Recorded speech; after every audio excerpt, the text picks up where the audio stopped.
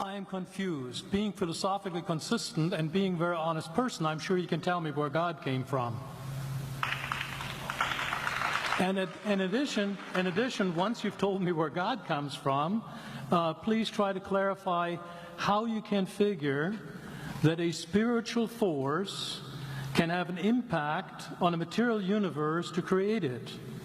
I think that some years ago we already talked about that kind of thing in philosophical circles at any rate, by posing the question, if angels are made of spiritual matter and a pen is made of material matter and spiritual matter displaces no space, how many angels can dance on the tip of a pen?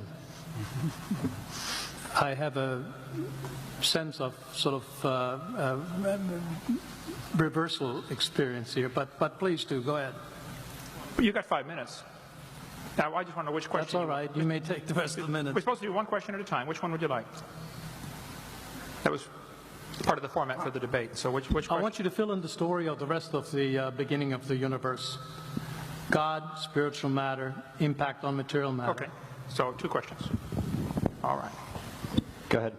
All right, your question, where did God come from, assumes that you're thinking of the wrong, obviously it displays that you're thinking of the wrong God, because the God of the Bible is not affected by time, space, or matter. If he's affected by time, space, or matter, he's not God. Time, space, and matter is what we call a continuum. All of them have to come into existence at the same instant, because if there were matter but no space, where would you put it? If there were matter and space but no time, when would you put it? You cannot have time, space, or matter independently. They have to come into existence simultaneously. The Bible answers that in 10 words. In the beginning, there's time.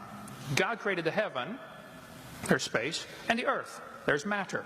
So you have time, space, matter, created a trinity of trinities there. Just, time is past, present, future. Space has length, width, height. Matter has solid, liquid, gas. You have a trinity of trinities created instantaneously, and the God who created them has to be outside of them. If he's limited by time, he's not God. The guy who created this computer is not in the computer. He's not running around in there changing the numbers on the screen, okay? The God who created this universe is outside of the universe. He's above it, beyond it, in it, through it. He's unaffected by it. So the concept that a spiritual force cannot have any effect on a material body, well then I guess you'd have to explain to me things like emotions and love and hatred and envy and jealousy and rationality. I mean, if your brain is just a random collection of chemicals that formed by chance over billions of years, how on earth can you trust your own reasoning processes and the thoughts that you think? Okay, so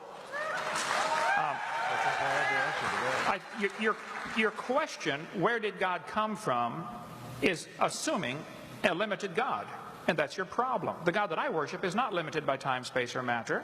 If I could fit the infinite God in my 3-pound brain, he would not be worth worshiping, that's for certain. So that's the God that I worship. Thank you.